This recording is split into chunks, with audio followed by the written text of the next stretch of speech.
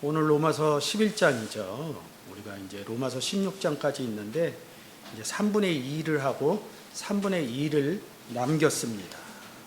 11장의 내용을 보면 그 내용들이 무슨 내용이냐면 앞에서 다 얘기한 내용들이에요. 얘기한 내용들을 조금 다른 방법으로 구원의 사역을, 구원 얻은 자가 구원을 전하는 이런 내용들을 썼습니다. 그런 내용들을 썼으니까 그런 의미에서 여러분들이 여지까지 로마서를 통해서 들은 내용에 다른 방식으로 표현했다고 생각하시면 됩니다. 제가 그 지인들을 만나서 얘기를 하면 저희 유튜브나 저희 성도들은 그냥 성경은 무엇입니까? 그러면 한결같이 구원에 관한 책입니다. 이렇게 얘기를 하고 그 내용들을 숙지하고 보고 나갑니다. 좀만 얘기를 해주면 조금 머리가 좋으신 분들은 내용을 얘기하면 구원에 관한 내용이네요. 이렇게 하고 더 이상 들으려고 그러지 않아요. 우리가 인생을 사는데, 세상 가운데 사는데 밥 먹으면 살거든요. 살아간다는 의미가 꼭 이런 겁니다. 밥 먹으면 살아요. 이렇게 얘기를 합니다. 근데 여러분 밥만 먹고 삽니까? 삶 가운데는 여러 가지 삶의 방식이 나타납니다. 제가 성경의 책은 구원입니다 이런데 그 구원에 이르는 길은 성경에 처음 열면 신구약으로 나눠 있고요. 다시 열면 구약 39권과 신약 27권에 쉽게 얘기해서 39가지의 방법과 27가지의 방법으로 나눠놨다는 거죠. 근데 각 서신서에 들어가면 사건들이 여러 사건들이 나와요. 그 사건 자체는 그 서신서 안에서 구원받는 과정들을 표현해 놨다는 거죠. 그러면 성경의 전체 내용을 보면 구원의 방법을 여러 가지로 얘기를 해놨죠. 우리가 이 세상에서 삶을 사는데 이 사람의 삶은 어떻고 저 사람의 삶은 어떻고 역사적인 위인들의 삶은 어떻고 삶의 방법은 다 달라요. 근데 이 땅을 결론적으로 보면 이 땅을 살아갔다는 거죠. 우리는 세상을 단순하게 얘기하지 않잖아요. 삶의 의미를 찾아내잖아요. 제가 성경은 구원에 관한 책입니다 이렇게 얘기하면 구원에 관한 의미를 성경 속으로 들어가서 문장 문장 사건 사건마다 그 의미를 파악해 내야 되는 거죠. 오늘의 제목이 바알에게 무릎 꿇지 아니한 7,000명이라는 거죠. 누구 얘기입니까? 엘리야 얘기죠. 근데 왜 엘리야 얘기를 특히 로마서에서는 인용을 많이 해요. 사복음서 빼놓고 로마서에서는 구약의 얘기를 인용을 많이 해요. 오늘날 우리도 이 땅에 현존하지 않는 구약과 신약에 있는 사람들의 이야기들을 인용합니다. 그분들이 우리에게 무슨 영향을 준다고요? 성경을 통해서. 성경은 우리에게 영향을 주시는 분은 예수 그리스도와 하나님 한 분이라는 거죠. 바울도 우리에게 영향을 주는 게 아닙니다. 많은 사람들이 선지자 나는 누구를 좋아 방법론에서 있을 수 있지만 우리에게 영향을 주시는 분은 하나님과 예수 그리스도라는 거죠.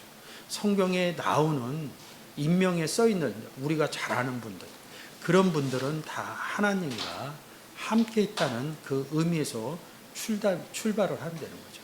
함께 있다는 것은 곧 구원을 얻었다는 의미에서 출발을 한다는 거죠. 근데 구원을 얻었다 이렇게 얘기할 때 뭐라고 그럽니까? 예수 그리스도 외에는 구원할 이름을 주시지 않았다. 예수 그리스도는 신약에만 있고 구약에는 없어요. 예수 그리스도가 구원자고 이름 이렇게 얘기할 때 신약에서 모든 걸 얘기하는 것 같지만 구약에서 보면 이렇게 써놓습니다. 나 여호와 외에는 구원자가 없다. 그래서 여호와 예수 그리스도에 대해서 제가 설명을 좀 해냈죠. 그래서 이 구원의 의미, 하나님과 예수 그리스도로 말미암지 않고는 이 구원의 의미가 풀어주지 않는다는 거죠. 저도 그 의미를 몰라서 매번 사실 보시면 어디를 가나 보시면 원어를 얘기하시는 분이 없어요. 그리고 여러분한테 제가 설교할 때마다 이렇게 사진 올려서 단어 빨간 글씨 이렇게 하나 올려놓고 여러 파생 단어 보여드리잖아요. 그것을 그렇게 설명하시는 분들은 없어요. 자랑하려고 얘기하는 거 아닙니다. 성경을 그만큼 부지런히 하나님 은혜로 제가 연구했다는 의미로 얘기를 하고 있는 겁니다. 그만큼 성경에 근접해서 얘기하고 있다는 부분입니다. 그 단어 하나를 놓고 파생된 단어를 보려면 거의 하루가 가요. 그러면서 저절로 그 의미가 깨달아집니다. 그러니까 너무 손쉽게 생각하지 마시고요. 예수 그리스도 영접해서 구원 얻은 자는 구원을 복음을 전해야 돼. 이런 생각이 들면 어떤 방법으로 성경에 쓰여진 방법으로 하면 됩니다. 그래서 성경 위주의 삶으로 살면 되죠. 그래서 오직 성경이란 말이 있는 거죠. 자, 오늘의 본문 한번 보도록 하겠습니다. 그러므로 내가 말하노니 하나님이 자기 백성을 버리셨느뇨 그럴 수 없느니라. 나도 이스라엘인이요 아브라함의 씨에서 난 자요 베냐민 지파라. 아멘. 원문으로 좀 바꿔줄게요. 버리셨느냐 한번 볼게요.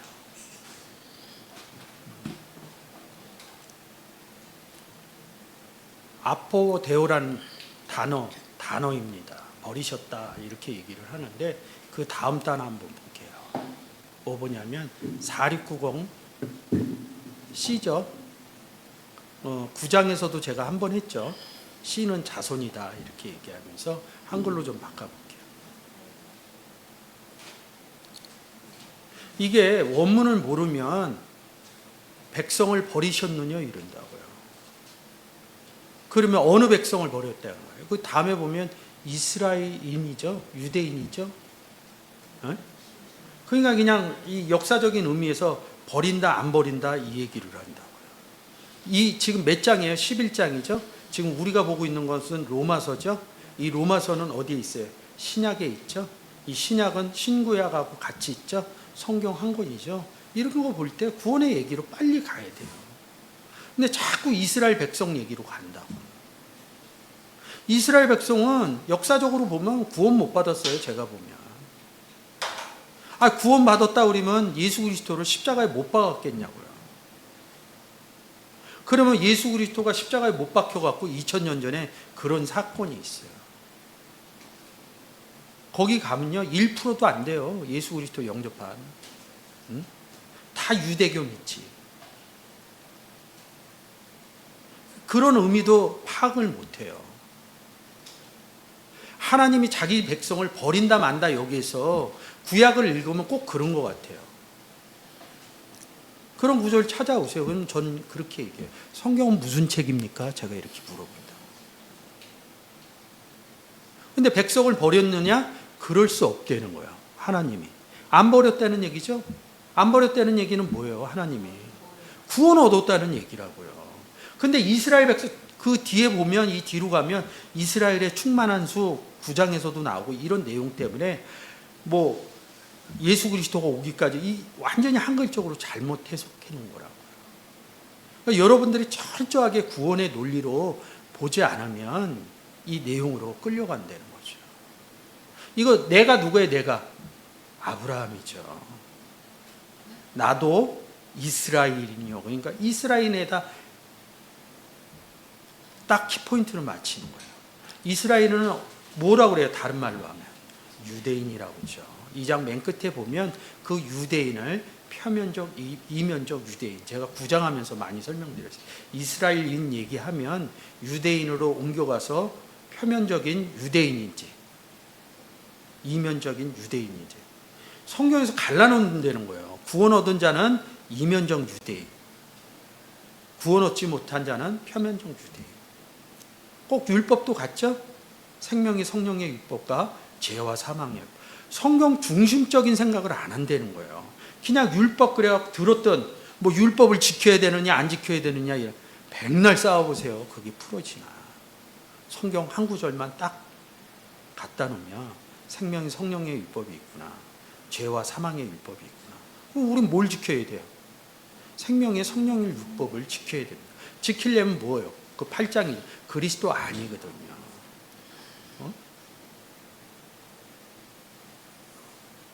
그 아니니까 여러분들이 잘 이스라엘 나올 때 빨리 유대인으로 바꿔서 바울이 얘기하니까 뭐예요?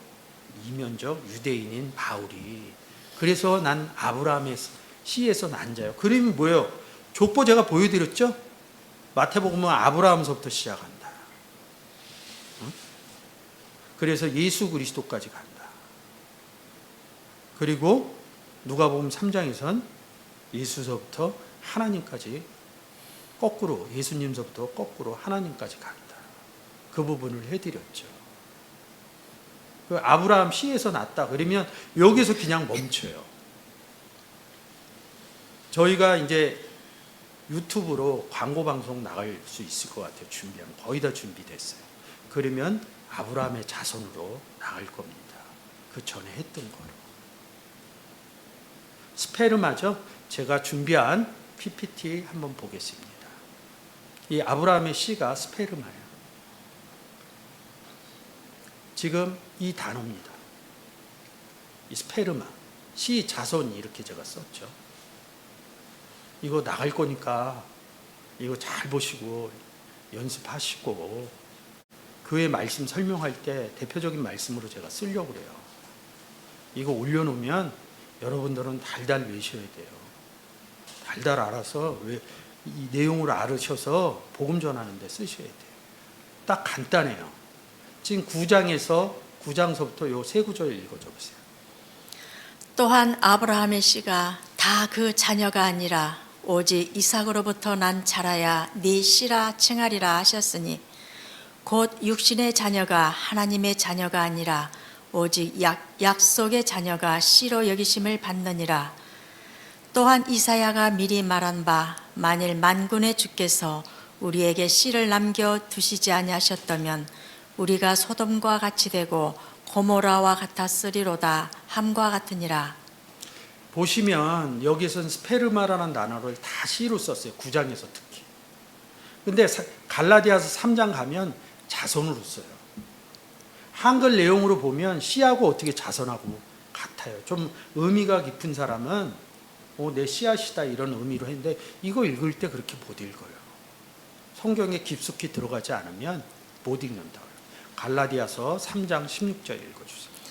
이 약속들은 아브라함과 그 자손에게 말씀하신 것인데 여럿을 가리켜 그 자손들이라 하지 아니하시고 오직 하나를 가리켜 네 자손이라 하셨으니 곧 그리스도라. 이 맨 끝절에서 뭐라고 그래요? 자손이 그리스도다 이렇게 얘기하는 거예요. 그래서 제가 이거 설명할 때 얘기했죠. 계보 얘기할 때 그리스도로 시작해서 그리스도로 끝난다. 그러면 이게 자손이 여기 아브라함의 씨가 그리스도라는 의미로 되겠죠. 이제 이 부분은 이제 풀어드리는 거야. 갈라디아서 3장 16절, 3장 19절. 그런즉 율법은 무엇이냐? 범법함을 인하여 더한 것이라. 천사들로 말미암아 중보의 손을 빌어 베푸신 것인데 약속하신 자손이 오시기까지 있을 것이라.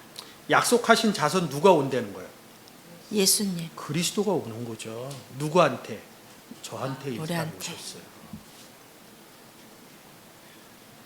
예수 그리스도가 오신다는 얘기가 앞으로 뭐 하늘에서 공중에서 공중계 이 오신다는 이 얘기하는 거예요. 나타난다 이런 얘기. 그냥 철저하게 재림한다 재림 사건을 머릿속에 휴거 사건을 랩처라고 그러죠 영어로. 그거를 성경을 보지 않고 잘못 아는 사람들한테 배우니까 예수 그리스도 오신다는 거예요. 앞으로 2000년이 더 지나도 안 옵니다. 이 지구가 존재해서 하나님을 어느 순간까지 내가 믿을지는 전 모르겠어요. 저는 이 땅에 있다 어느 순간이 되면 이 땅에서 떠나기 때문에. 하지만 이 지구가 남아있다 그러면 하나님 절대 오지 않으시옵니다. 우리와 함께 하고 있기 때문에 내 몸 밖으로 오는 사건은 절대 없습니다. 성경 어디로. 3장 29절. 너희가 그리스도께 속한 자면 곧 아브라함의 자손이요 약속대로 유업을 이을 자니라. 그리스도께 속한 자면 아브라함이 자손이라는 거예요. 왜? 이 아브라함도 그리스도 안에 있으니까. 그래서 제가 계보 얘기를 해드리는 겁니다. 예수 그리스도로 시작해서 예수 그리스도로 끝난다. 그 의미가 보여져야지 이 성경의 의미가 풀어지겠죠. 뭐 여기 C라는 데다 그리스도 집어넣고 여러분들이 성경 공부를 하시면 굉장히 성경을 보는 눈이 달라지실 겁니다. 그래서 자손 얘기하면 그럼 뭐예요? 본문으로 가도록 하겠습니다. 아브라함의 씨야 이러는 거예요. 지금 로마서 11장이죠. 그러면 이 바울이 뭘 전하고 있는 거예요? 그리스도 전하는 거죠. 그리스도 누가 전해요? 그리스도 영접한 사람이 전해요. 영접 안 하면 전할 일이 없어요. 영접 안 하면 교회에 나올 일이 없고요. 영접 안 하면 주일날 이렇게 여러분들이 와서 예배 드릴 일이 없어요. 기도할 일도 없고. 모든 것은 그리스도 영접하면서 모든 사건들이 시작되는 겁니다. 우리의 삶도 다시 태어난 삶이 이루어지고 영접함으로 인해서 그리스도와 함께 살아가는 생활들을 한다는 거죠. 저는 정말 많은 사람들을 만나보지만 영접 얘기하는 사람들이 없어요. 교회 생활을 이렇게 해야 된다. 제일 많이 얘기하는 게 바르게 분명히 살아야 됩니다. 근데 제가 얘기하잖아요. 복음 전하면 바르게 살 뿐이 없다고. 내가 하나님 전하면서 남한테 절대 손가락질 받을 생각을 못합니다. 하나님을 전하면. 근데 하나님 안 전하면요 바르게 살 수 있어요. 세상 방법대로.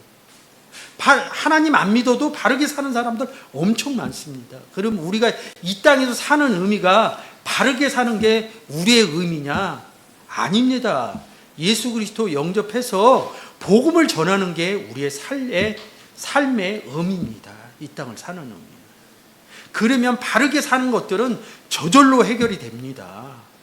바르게 살려고 그다지 노력하지 마세요. 내가 복음을 전하려고 그러면 저 사람한테 내가 복음을 전하려고 그러는데 저 사람이 내 삶을 알아. 예수 믿는 사람이 왜 이래? 그런 부분들은 각자가 다 알고 있어요. 근데 내가 복음 전하는 사람이 나의 삶의 거울로 올라옵니다. 그러면 그거 고치려고 묻어내를 써요. 싸우던 사람도 싸움을 멈춥니다. 저는 죄송한 얘기인데 제 삶이 바르거나 완벽하지 못해요. 제가 주중에는 저도 형편이 그다지 어렵지는 않지만 일을 해야 돼요. 근데 그 일하는데 저는 목사라고 얘기 안 합니다. 누가 될까 봐. 하나님. 일반 사람들이 어떻게 목사가 일을 해요? 이렇게 생각하는 분도 있습니다. 하나님 은혜로 빨리 이 일이 멈춰졌으면 좋겠어요. 그렇지만 하나님의 은혜가 안 베풀어진다면 저는 그 삶을 이어가야 돼요. 굉장히 조심해요. 제가 일하는 데서 그냥 주일날 교회 나가는 줄만 알고 있습니다. 그래서 그분하고 얘기할 때 굉장히 조심스럽게 얘기해요. 왜? 목사이라고 얘기는 못했지만 하나님 믿는 사람으로서 굉장히 말 하나 행동 거지 않아. 절대 저는 남을 욕하거나 남을 지적하거나 없는 사람 절대 하지 않아요. 그건 저는 몸에 뱄어요. 이제 일하면서 그거 뵌 겁니다. 왜? 그분을 보면서 내 거울인 거예요. 제가 하나님 믿는 사람인 줄 알기 때문에. 그분한테 그런 소리, 하나님 믿으면 선생님같이 해야 돼요. 최소한 그 소리는 아직 모자라요. 근데 저는. 제가 일하는 곳에서 복음을 전하진 못합니다. 그 대신 삶으로 무던히 애를 씁니다. 무던히. 완성됐다는 게 아니라 그때마다 무던히 애씁니다. 무던히. 세상에서 제가 일을 하면 세상에서 얘기하는 돈을 받게 됩니다.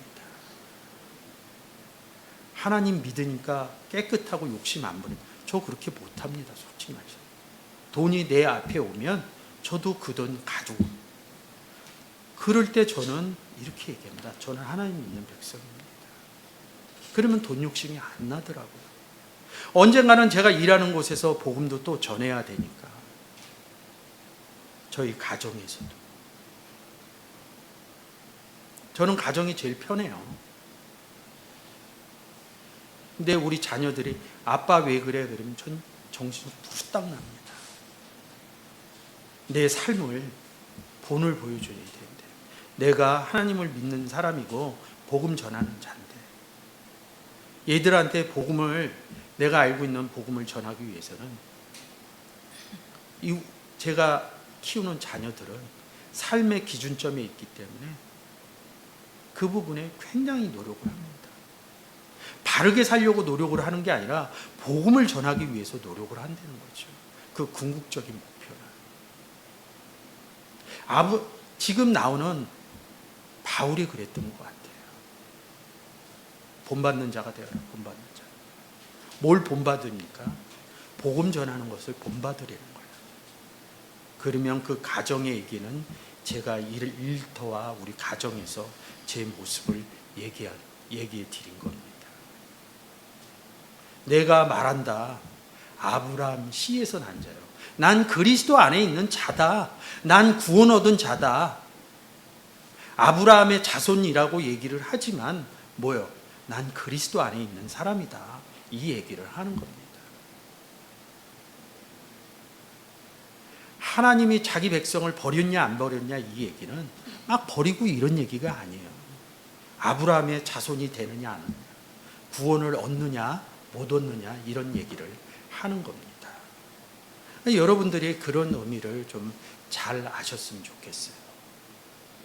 그러면 뒤에 얘기하는 2절 한번 읽어보세요. 하나님이 그 미래하신 자기 백성을 버리지 아니하셨나니 너희가 성경이 엘리야를 가리켜 말한 것을 알지 못하느냐. 저가 이스라엘을 하나님께 송사하되. 아멘. 하나님 미래하신 자기 백성을 버리지 않았다. 누구를? 사도 바울을. 담의 색상에서 버려져 있는 상태에서 하나님 안으로, 그리스도 안으로 데리고 들어왔다는 거죠. 함께 했다는 거죠. 함께 하지 않으면 뭐예요? 버려졌다 이렇게 쓰는 겁니다. 역사적인 버려진 의미를 찾으면 안 돼요, 여러분. 절대. 여러분들이 역사적인 의미에서 버려진 의미를 얘기한다면 여러분들은 복음 전할 때 저 사람은, 저분은 어린 자구나. 성경을 알되 역사적인 의미로 성경을 해석하는구나. 본인이 버려졌는지 아니면 그리스도 안에 있는지 그 의미를 모르는구나. 그러면 여러분은 그분이 예수 그리스도를 영접했다면 예수 그리스도 안에 있어서 버려지지 않은 의미를 여러분들이 얘기를 하면 됩니다. 이 로마서는 이사야하고 엘리야를 많이 인용해서 얘기를 해요. 엘리야 이렇게 얘기합니다. 여러분들이 왜 엘리야를 끌고 왔냐 이거죠. 왜 성경에는 엘리야 얘기가 많나 이거죠. 제가 준비한 PPT 한번 보겠습니다.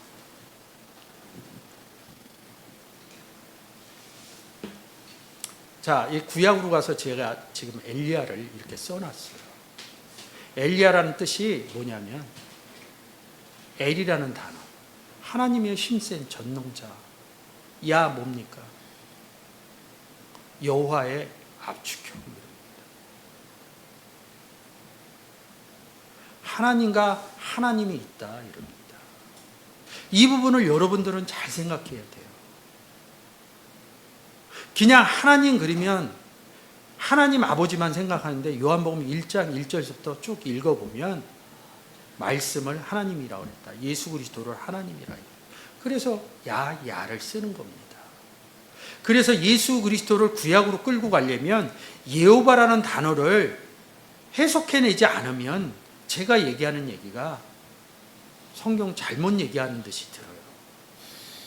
그래서 이 단어가 뭐예요? 3050에서 여호와라는 단어를 끌고 온 겁니다. 이 제가 예수 그리스도의 이름 하면서 예수 그리스도하고 구약의 여호와하고 이렇게 일치시켜 놓은 유튜브가 있습니다. 얼마 전에 올라갔을 거예요. 그거 꼭 보세요. 그래야 성경의 열쇠가 될 수 있습니다. 성경은 여러 가지 사건의 표현법입니다. 무엇을 위해서 표현해놨냐 이거죠. 우리의 구원을 위해서. 그리고 구원받지 못한 사람들에게 전하기 위한 구원의 표현법을 해놨다는 거죠. 여러분 절대 그렇게 얘기하시면 안 됩니다. 성경은 구원책이야. 구원에 대해서 여러 가지 내용으로 표현해놓은 이런 방법을 쓰시면 절대 복음 못 전합니다.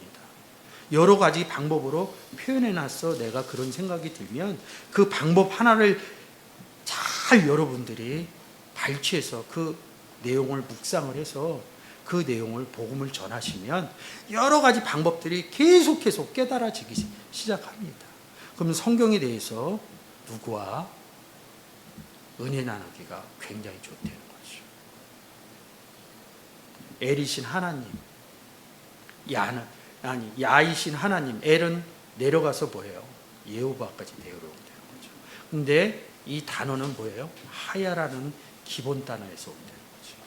여러분들이 잘 아시는 모세가 하나님에 대해서 이야기하면 뭐라고 얘기할까요? 그러니까 나는 스스로 있는 자니라.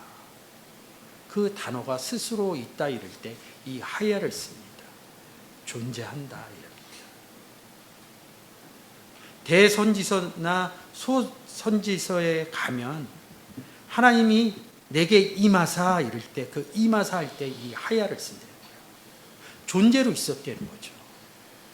그래서 신약에 오면 이 단어가 에임이라는 단어죠.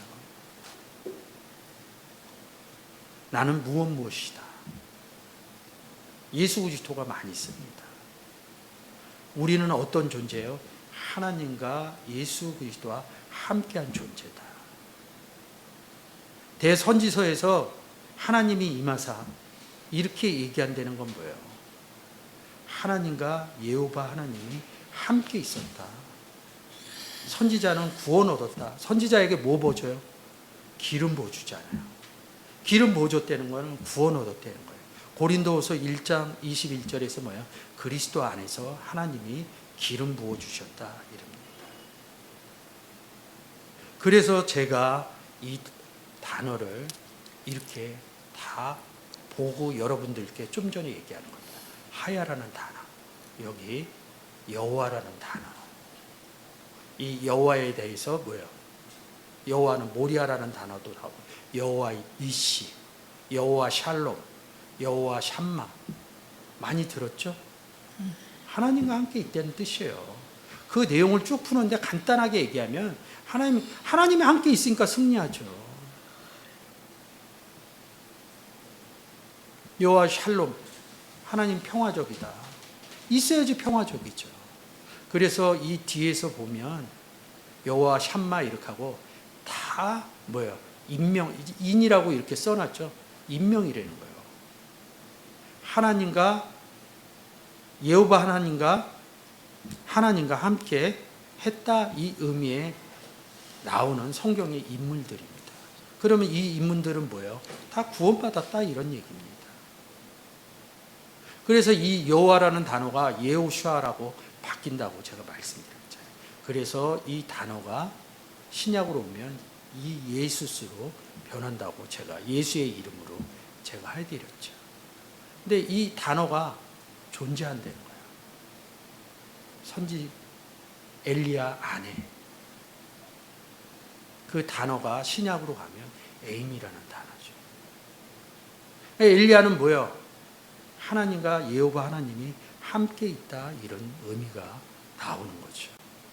여호와는 좀 공부해서 여러분 스스로가 풀어야죠. 엘리야는 어떤 사람이에요? 이쪽에 제가 다 열지는 않았지만 여기는 남유다 왕을 얘기한 겁니다. 여기는 북이스라엘 왕을 얘기한 겁니다. 이걸 볼 때 남유다와 북이스라엘이 갈라지는 과정을 알지 못하면 제가 얘기해요. 성경의 내용의 의미를 모른다. 그리고 남유다 왕은 다 그리스도 계보에 들어가 있습니다. 그래서 예수 그리스도가 유다 지파를 통해서 왔다. 왕들은 다 유다 지파 출생입니다. 근데 북이스라엘은 지파가 바뀌어요. 그리고 그 시대에 있었던 선지자들, 이쪽에 있었던 선지자는 북이스라엘에 있는 선지자들, 이런 의미를 얘기를 한 거죠. 이 내용의 의미들이 잘 알아져야지 여러분들이 성경 아는데 많은 도움이 될 겁니다. 이 엘리야의 족보는 역대상 8장 1절에 나와요. 근데 이 엘리야가 뭐를 했느냐? 이 엘리야는 지금 보시는 것처럼 아합 때, 여기 보세요. 엘리야죠? 아합 때만 활동을 해요. 아합 때만. 아합의 북이스라엘 왕인데 아합 얘기가 많이 나옵니다. 여러분 갈멜산 아시죠? 갈멜산에서 뭐예요? 바알 선지자, 아세라 선지자, 몇 명일까요? 그렇죠. 바알 선지자 450명, 아세라 선지자 400명 이렇게 써 있습니다. 그래서 그들하고 하늘에서 기도해서 나오는 사건 나죠. 근데 하늘에서 불이 떨어져 뭐예요? 몇 명이 죽는 줄 아세요? 성경 읽지 않는 사람들은 이렇게 얘기해요. 바알 선지자, 아세라 선지자가 다 죽었다. 제가 또 그것도 해놓은 게 있어요. 바알 선지자 450명만 죽습니다. 왕상 18장 22절에 보면 그 죽는 바로 전 단계에서 바알 선지자 450명이 나와 함께 있다 이렇게 얘기합니다. 400명은 살려둬요 하나님이. 왜? 훗날 쓰려고. 근데 아까 제가 보여준 것처럼 남유다와 북이스라엘을 가르지 못하면 이거 절대 풀어내지 못합니다. 그냥 남유다 북이스라엘 이렇게 얘기하는데 왕도 그냥 왕인 줄 알아요. 남유다 왕, 구원받은 왕이라고 보셔야 됩니다. 북이스라엘 구원받지 못한. 남유다 왕은 뭐야? 예루살렘 중심적으로 왕궁하고 붙어 있어요. 북이스라엘 왕은요, 사마리아의 뭐야? 다른 성전하고 같이 있는 사람입니다. 그래서 이게 갈멜산에서 싸워갖고 그게 왕상 18장의 내용입니다.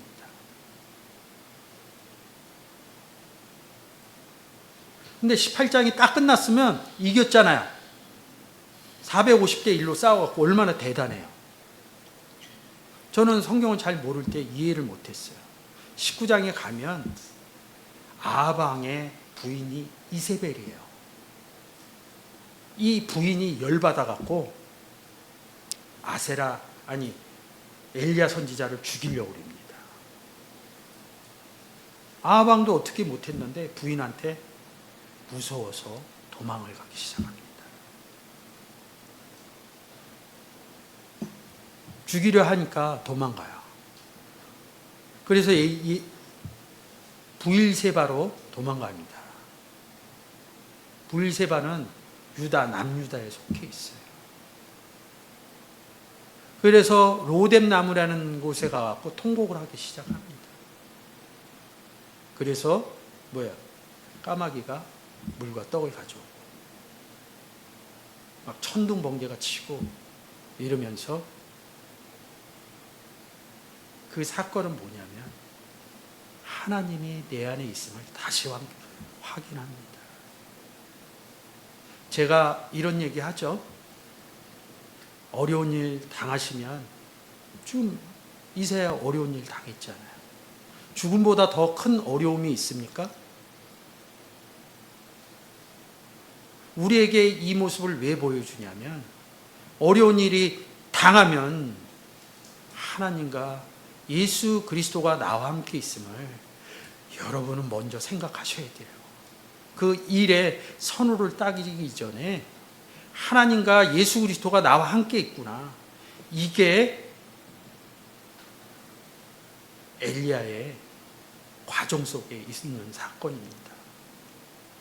여러분이 살다가 이 삶을 살게 되면요, 굴곡 같은 삶을 살 수뿐이 없어요. 대부분의 사람들은 좋은 일도 있지만 어려운 일도 있습니다. 그때 여러분들이 생각하셔야 될 것은 뭐예요? 하나님과 예수 그리스도가 나와 함께 있다. 그것만 딱 기억하셨으면 좋겠어요.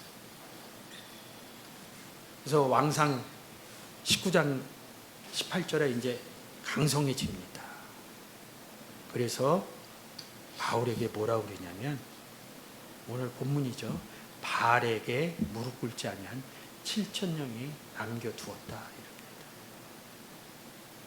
그래서 저는 이 문장을 생각할 때, 옛날에 성경을 잘 몰랐을 때는 동역할 수 있는 사람들이 7,000명이 있다. 근데 앞에 보면 나만 홀로 남았다 이렇게 얘기를 하거든요. 북이스라엘에 복음 전할 사람이 나만 홀로 남았다는 거예요. 근데 뭘 동역을 해줘요. 근데 한글 그대로 7,000명이 남았다 그러니까 우리가 삶의 관점에서 싸울 군사가 7,000명이 남았다 이럽니다. 제가 가끔 이런 얘기 하죠. 우리 부모 세대는, 제 부모 세대는 6.25를 겪은 세대입니다. 그때는 지금처럼 자식을 조금 낳지 않았어요.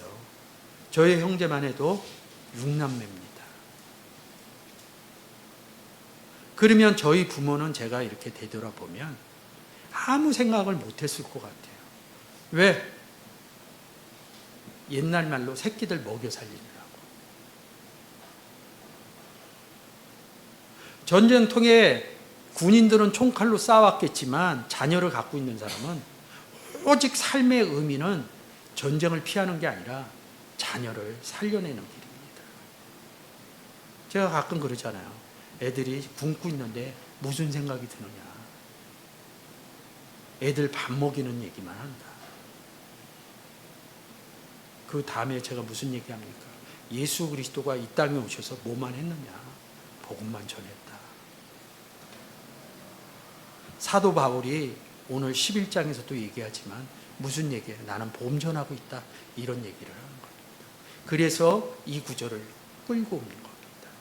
복음 전해야 될 사람이 있다 그러면 이 땅의 삶이 끝나지 않는다는 겁니다. 그래서 서두에 제가 얘기했잖아요. 어려운 일 생기면 하나님과 예수 그리스도가 나와 함께 있음을 먼저 생각해라. 그게 바로 현실로 나타나지 않습니다. 그리고 예수님처럼, 바울처럼 복음을 전한다 그러면 그 일의 의미를 스스로 찾아갑니다. 제가 안 가르쳐줘도, 하나님이 안 가르쳐줘도. 그래서 바알에게 무릎 꿇지 않은, 무릎 꿇었다는 게 뭐예요? 에? 무릎 꿇었다는 게요. 많은 무리들이 와서 예수께 무릎 꿇습니다. 또 누가 와서 그래요? 문둥병자가 와서 무릎 꿇습니다. 그리고 마가복음 10장에서 한 사람이 와서 무릎 꿇어 앉아서 뭐예요? 어떻게 해야 영생을 얻는지. 이 한 사람은 제자입니다. 무릎 꿇는다는 것은 뭐냐면 구원 얻은 상태를 얘기를 해주는 겁니다. 그 문장 안에서. 여러분 무릎 꿇고 뭐예요? 옛날 방식으로 하면. 옛날에 기도할 때 무슨 무릎이 돼야 된다고요? 낙타 무릎이죠. 낙타가 무릎 꿇고 뭐 먹는데요? 물 먹는 거 다 연결이 됩니다. 그 의미를 갖다 쓰는 거예요. 아무것도 모르면서. 무릎 꿇었다는 건 뭐예요? 구원 받은 상태를 얘기하는 겁니다. 바알에게 무릎 꿇지 않았다. 바알의 반대시는 뭐예요? 하나님이에요. 하나님께 무릎 꿇게 하겠다 이런 겁니다. 그러면 1절에다 좀 맞춰주세요. 1절에다 무슨 얘기를 하는 겁니까? 버림받은 자, 버림받지 않은 자 얘기하는 겁니다. 그러면 바알에게 무릎 꿇지 않았다 이런 의미는 뭐예요? 너 복음 전해라 가서. 그 다음에 갑니다. 이세벨을 안 들어요. 두려움이 없어진다는 거예요. 그래서 삶 가운데 어려운 일 당하면 제일 문제가 뭔 줄 알아요? 두려움이 밀려 들어오는 거예요. 그럼 아무것도 못해요. 아무것도 내가 삶의 지식에서 아는 것조차도 판단 못합니다. 왜? 결론을 내가 정했으니까 두려움. 난 이렇게 될 거야. 이렇게. 그래서 빨리 와서 하나님께 무릎 꿇고 기도해라. 왜 이런 얘기 하겠어요? 여러분이 왜 와서 무릎 꿇고 기도해요? 무릎 꿇는 자 하나님 나와 함께 하시지. 예수 그리스도가 내가 함께 하시지.